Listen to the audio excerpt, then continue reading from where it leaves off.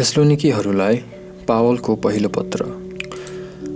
Paul, सिलवानस र तिमोथीका तर्फबाट परमेश्वर पिता र प्रभु येशू ख्रिस्टमा भएको थेसलोनिकीहरूको मण्डलीलाई परमेश्वर हाम्रा पिता र प्रभु येशू ख्रिस्टबाट तिमीहरूलाई अनुग्रह र शान्ति। असल नमुना। हाम्रा प्रार्थनाहरूमा तिमीहरूको सम्झना गर्दै हामी तिमीहरू सबैका निम्ति सधैँ परमेश्वरलाई धन्यवाद चढाउँछौँ। हाम्रा परमेश्वर र पिताको सामुन्ने तिमीहरूका विश्वासको काम, प्रेमको परिश्रम र हाम्रा प्रभु येशू ख्रिस्टमा भएको आशाको धीरज निरन्तर सम्झना गर्दछौँ।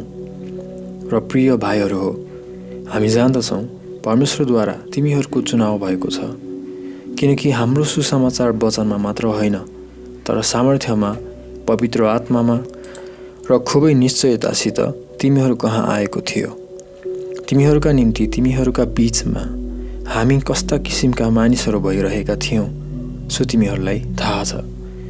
अनि ठुलो कष्टमा पवित्र आत्माको आनन्द साथ वचन ग्रहण गरेपछि तिमीहरू हाम्रा र प्रभुका देखासेखी गर्नेहरू भयौ, यहाँसम्म कि तिमीहरू मेसिडोनिया र अखैयामा भएको सबै विश्वासीहरूका निम्ति नमुनाहरू बन्यौ।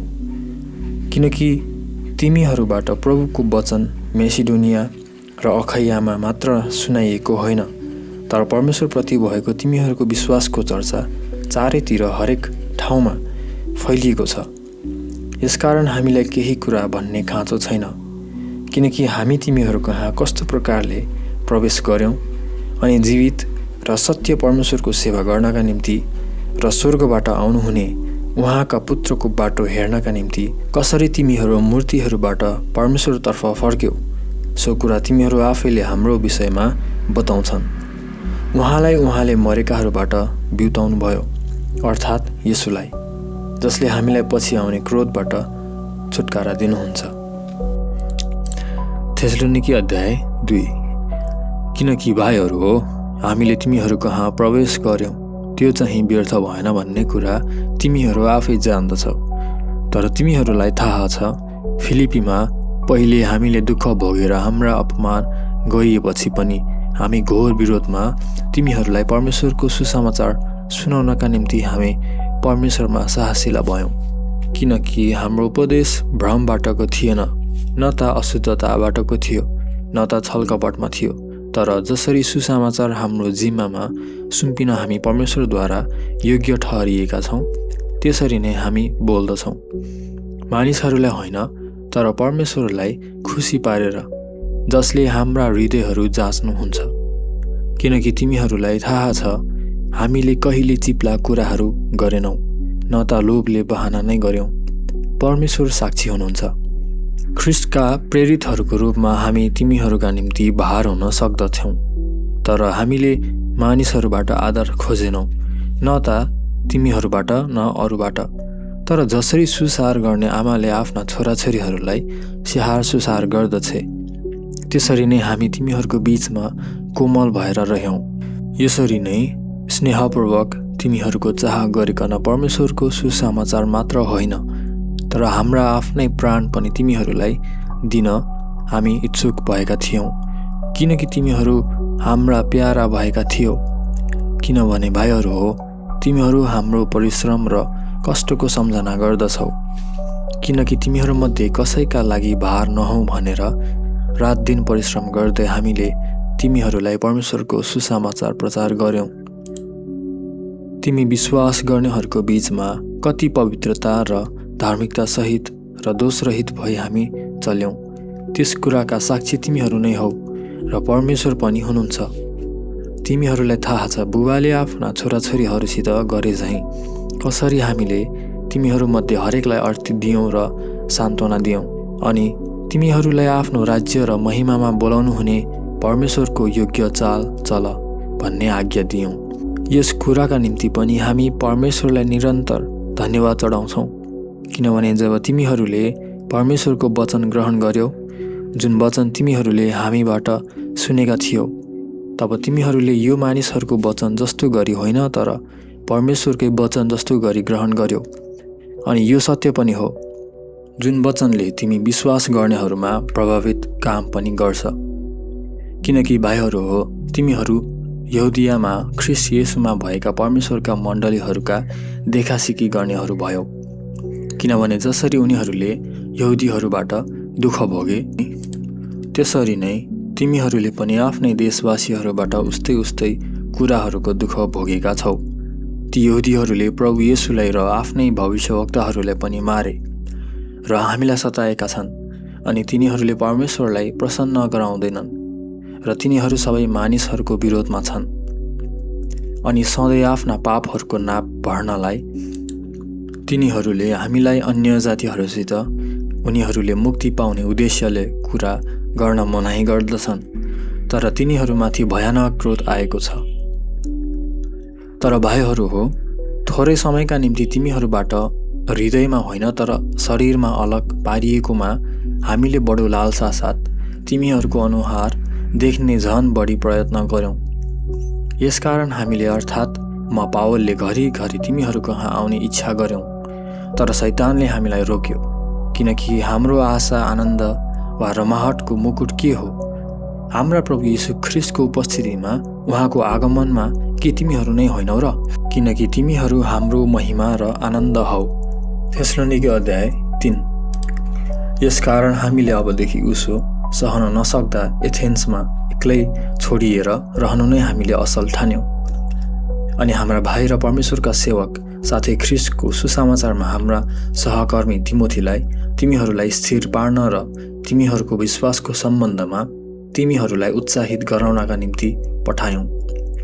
यी कष्टहरूद्वारा कोही पनि ढलपल नहोस् भनेर, किनकि तिमीहरू आफै जान्दछौ हामी यसैका निम्ति ठहरिएका छौँ। किनकि साँच्चै तिमीहरूसँग रहँदाखेरि हामीले कष्ट भोग्नुपर्छ भनी हामीले तिमीहरूलाई पहिल्यै भनेका थियौँ र यस्तै हुन आयो पनि, अनि तिमीहरूले जान्दछौ पनि। यही कारणले मैले अबदेखि उसो सहन नसक्दा परीक्षा गर्नेले कुनै न कुनै प्रकारले तिमीहरूलाई परीक्षा पो गर्यो कि, र हाम्रो परिश्रम व्यर्थै होला कि भन्ठानेर तिमीहरूको विश्वास जान्नका निम्ति मैले तिमोथीलाई पठाएँ। तर अब तिमोथी तिमीहरू कहाँबाट हामी कहाँ आए, अनि तिनले तिमीहरूका विश्वास र प्रेमको असल खबर ल्याए, अनि तिमीहरूले हामीलाई देख्ने खुबै इच्छा गरेर त्यसरी नै हामी पनि तिमीहरूलाई देख्ने इच्छा गर्दछौँ। सधैँ हाम्रो असल सम्झना गर्दछौँ रे। यसै कारण भाइहरू हो, तिमीहरूको विश्वासको कारणले हाम्रा सबै कष्ट र दुःखमा तिमीहरूको विषयमा हामीले सान्त्वना पायौँ। किनकि अब तिमीहरू प्रभुमा स्थिर भई उभिन्छौ भने हामी जिउँछौँ। तिमीहरूको खातिर हाम्रा परमेश्वरको सामु जुन आनन्दले हामी रमाहट गर्दछौँ, त्यस सबै आनन्दका निम्ति हामी तिमीहरूको विषयमा परमेश्वरलाई कुन धन्यवाद चढाउन सक्छौँ र? तिमीहरूको अनुहार देख्न पाऊँ र तिमीहरूको विश्वासमा जे घटी छ सो पुरा गर्न पाऊँ भनेर हामी रात दिन खुबै प्रार्थना गरिरहन्छौँ। अनि हाम्रा परमेश्वर र पिता आफैले अनि हाम्रा प्रभु येशू ख्रिस्टले तिमीहरू कहाँ आउने हाम्रो बाटो सोझाइदिउन्। अनि जसरी हामी तिमीहरूलाई प्रेम गर्दछौँ त्यसरी नै प्रभुले तिमीहरूलाई एकअर्काप्रति साथै सबैप्रतिको प्रेममा बढाइदिउन् र भरपुर पारुन्।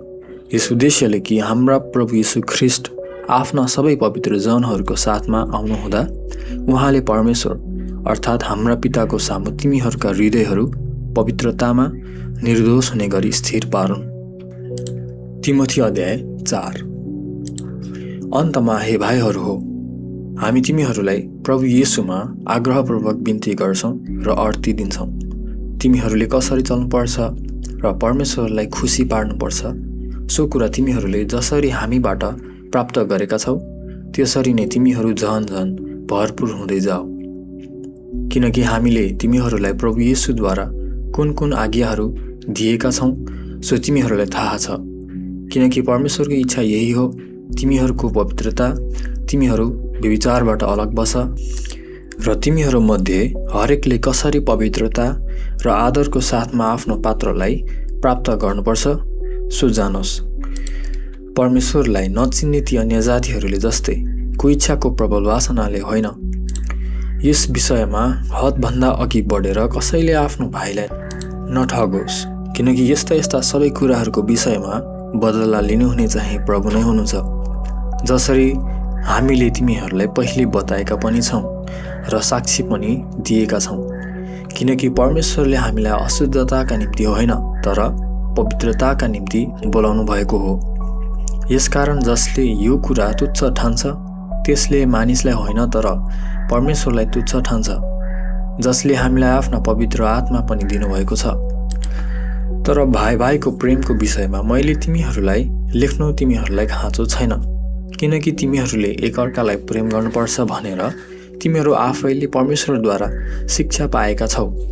अनि साँच्ची नै सारा म्यासिडोनियामा भएका सबै दाजुभाइहरूलाई तिमीहरू यसो गर्दछौ। तर भाइहरू हो, तिमीहरू झन बढ्दै जाओ भनी हामी तिमीहरूलाई बिन्ती गर्दछौँ। अनि हामीले तिमीहरूलाई आज्ञा दिए अनुसार चुपचाप रहने, आफ्नो काम धन्दामा लाग्ने र आफ्नै हातले काम गर्ने प्रयत्न गर, यसैले कि बाहिरकाहरूप्रति तिमीहरू इमान्दार भई हिँड्न सक र तिमीहरूलाई कुनै पनि कुराको खाँचो नहोस्। तर हे भाइहरू हो, अरू आशा नहुनेहरूले जस्तो गरेर तिमीहरूले शोक नगर भनेर ती सुति जानेहरूको विषयमा तिमीहरू अनजान रहेको म चाहदिन, किनकि यसो मर्नुभयो र बौरेर उठ्नुभयो भनी हामी विश्वास गर्दछौँ भने त्यसरी नै परमेश्वरले यसुमा सुतिएकाहरू पनि उहाँको साथमा ल्याउनुहुनेछ। किनकि प्रभुको वचनद्वारा हामी तिमीहरूलाई यो भन्दछौँ, हामी जो जीवित छौँ र प्रभुको आगमनसम्म रहिरहन्छौँ, हामी कुनै रीतिले पनि ती सुतेकाहरूलाई उछिन्ने छैनौँ। किनकि प्रभु आफै आज्ञारूपी कौलासोसित प्रधान स्वर्गदूतको आवाज र परमेश्वरको तुरहीको साथमा स्वर्गबाट ओर्लनुहुनेछ, अनि ख्रिस्टमा मरेकाहरू पहिले बौरेर उठ्नेछन्। त्यसपछि हामी जीवित हुने र रहिरहनेहरू प्रभुलाई आकाशमा भेट्न उनीहरूसित एकसाथ बादलहरूमा उठाइनेछौँ, अनि यसरी हामी सधैँ प्रभुको साथमा रहनेछौँ। यसकारण यी वचनहरूद्वारा एक अर्कालाई सान्त्वना देऊ। पहिलो थेसलोनिकी अध्याय 5। तर भाइहरू हो, समय र बेला बखतहरूको विषयमा मैले तिमीहरूलाई लेख्नुपर्ने तिमीहरूलाई खाँचो छैन, किनकि रातिचोर जसरी आउँछ प्रभुको दिन त्यसरी नै आउँछ भने तिमीहरू आफैलाई राम्ररी थाहा छ। किनकि जब तिनीहरूले शान्ति र सुरक्षा भन्नेछन् तब गर्भवती स्त्रीमा प्रसुति वेदना आइपरि झैँ तिनीहरूमाथि अचानक विनाश आइपर्नेछ र तिनीहरू कुनै रीतिले उम्कने छैनन्। तर हे भाइहरू हो, त्यो दिन तिमीहरूमाथि चोर जस्तै आइपर्ने गरी तिमीहरू अन्धकारमा छैनौ। तिमीहरू सबै ज्योतिका सन्तान र दिनका सन्तानहरू हौ। हामी न त रातका न अन्धकारका हौँ। यसकारण हामी अरू जस्तो नसुतौँ, तर जागा रहौँ र सचेत रहौँ, किनकि सुत्नेहरू रातमा सुत्छन्, मतवालाहरू रातमा मात्छन्। तर हामी चाहिँ जो दिनका हौँ विश्वास र प्रेमको कवच अनि मुक्तिको आशारूपी टोप पहिरेर सचेत रहौँ।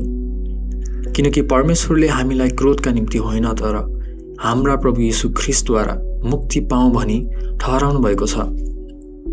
हामी चाहे जागा रहौँ चाहे सुतौँ, हामी उहाँसित एकसाथ जियौँ भन्ने हेतुले उहाँ हाम्रा निम्ति मर्नुभयो।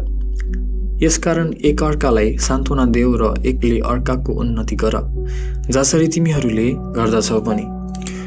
अनि भाइहरू हो, हामी तिमीहरूले बिन्ती गर्दछौँ, उनीहरू जसरी तिमीहरूको बीचमा परिश्रम गर्दछन् सो प्रभुमा तिमीहरूका अगुवाहरू हुन्, र जसले तिमीहरूलाई शिक्षा चेतावनी दिन्छन् उनीहरूलाई चिन र उनीहरूको कामको कारणले उनीहरूलाई प्रेम साथ अति उच्च आदर गर अनि आपसमा मेलमिलापसँग बस।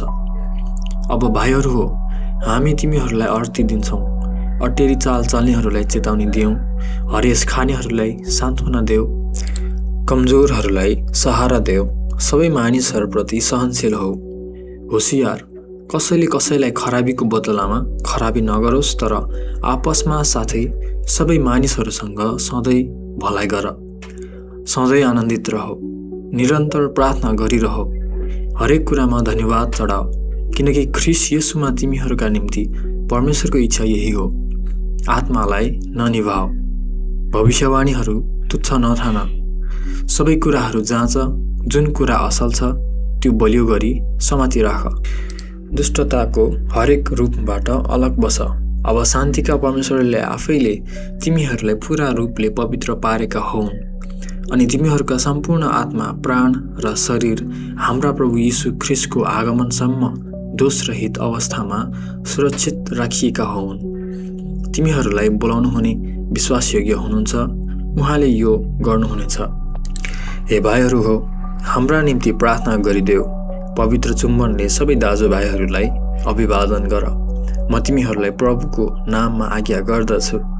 यो पत्र सबै पवित्र भाइहरूलाई पढेर सुनाइयोस्। हाम्रा प्रभु येशू ख्रीष्टको अनुग्रह तिमीहरूसँग रहोस्। आमेन।